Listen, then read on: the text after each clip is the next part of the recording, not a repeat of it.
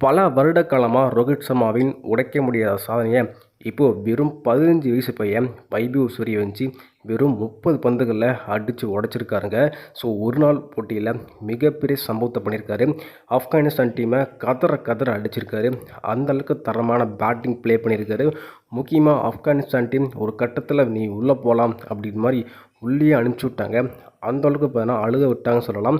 வைபவ் சூரியவன்சி பல ரெக்கார்டை பார்த்தா ஒரே மேட்ச்சில் உடைச்சிருக்காரு.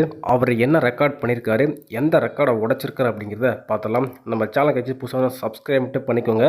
அப்படி பண்ணிருந்தீங்க அப்படின்னா பக்கத்தில் இருக்க பெல்லைக்கானோட நோட்டிஸ் வரும். நிறைய பேர் சப்ஸ்கிரைப் பண்ணால் பார்த்துட்டீங்க, சப்ஸ்கிரைப் பண்ணிட்டு பாருங்கள். நிறைய பேர் லைக் பண்ணால் பார்த்துட்டீங்க, லைக் பண்ணிட்டு பாருங்கள். நீங்கள் பண்ணுற ஒவ்வொரு லைக்கும் எனக்கு மிகப்பெரிய மோட்டிவேஷன் இருக்கும். ஸோ லைக் பண்ணிட்டு பாருங்கள். ஸோ மேட்ச் பார்த்தீங்கன்னா இந்தியா ஆப்கானிஸ்தான் டீம் பார்த்தீங்கன்னா ஒரு டெஸ்ட் மேட்ச் 3 ODI போட்டி வந்து மோத போகிறாங்க. அதெல்லாம் முதல் பயிற்சி போட்டி team A group A team வந்து களம் இறங்கியிருந்தாங்க. அதில் வைபவ் சூரியவன்சி தான் கேப்டனாக வந்து இருந்தாருங்க. என்னங்க சொல்கிறது, கிட்டத்தட்ட வெறும் 10 பாலில் 50 கம்ப்ளீட் பண்ணிட்டாரு.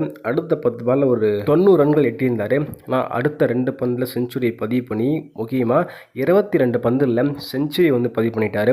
முக்கியமாக சொல்லப்போனால் ரோஹித் சர்மாவின் 264 ரன் பண்ண Rohit Sharma one day cricket போட்டியில் ஒத்தால் நின்று அடிச்சிருப்பார். அந்த ஒரு ரெக்கார்டை இன்ன வரையும் யாருமே வந்து பீட் பண்ணதில்லை அப்படின்னு ஒரு ரெக்கார்டு நின்றுருந்துச்சு. ஆனால் அந்த ஒரு ரெக்கார்டை சிங்கிள் மேனாக இப்போது ஈஸியாக தட்டி பறிச்சிருக்காரு. கிட்டத்தட்ட 264 மட்டும் கிடையாது, 264 தாண்டி 290 ரன்கள் எட்டியிருக்காருங்க. ஸோ மிகப்பெரிய ஒரு சாதனையை வைபவ் சூரியவன்சி பண்ணியிருக்காரு. ரோஹித் சர்மாவின் சாதனையை யாராலுமே உடைக்க முடியாது அப்படின்னு ஒரு கட்டத்தில் இருந்துச்சு. ஆனால் இப்போது வெறும் 15 வயசு பையன் இந்திய ஏ டீமுக்குள்ளே நுழைந்து அதிரடியாக விளையாண்டுருக்கான்னு சொல்லலாம். IPL கிரிக்கெட் போட்டியிலையும் நிறைய ரெக்கார்டுகளை உடைச்சிட்டு ஸோ கடைசியில் பட்டத்தையும் வாங்கியிருந்தார்.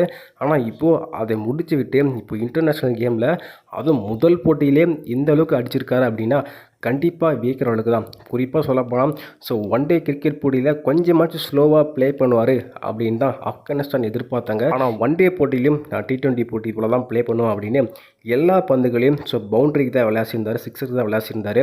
ஸோ ஆப்கானிஸ்தான் பவுலருக்கு கையும் வரல காலும் வரல, என்ன பண்ணுறதே தெரியல. ஸோ ரன் ஓடினா தான் எனர்ஜி குறையும் அப்படின்னு ரன்னே ஓடாமல் வெறும் 6 or 4 வந்து டீல் பண்ணிட்டு இருந்தார்.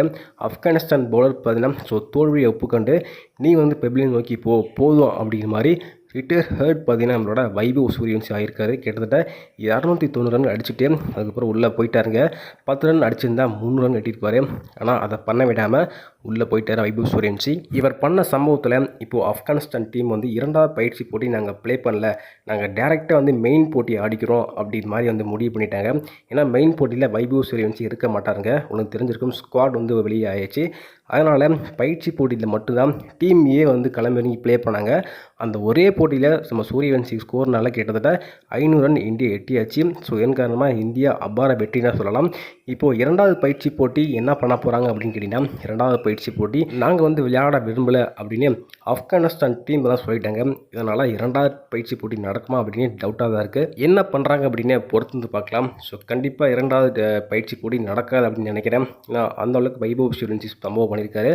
ஸோ வெயிட் பண்ணி பார்க்கலாம் என்ன பண்ணுறாங்க அப்படிங்கிறத. ஸோ மேலும் கிரிக்கெட் அப்டேட்ஸ் தெரிய நம்ம சேனலை என்னங்க இருங்க சப்ஸ்கிரைப் பண்ணி வச்சுக்கோங்க.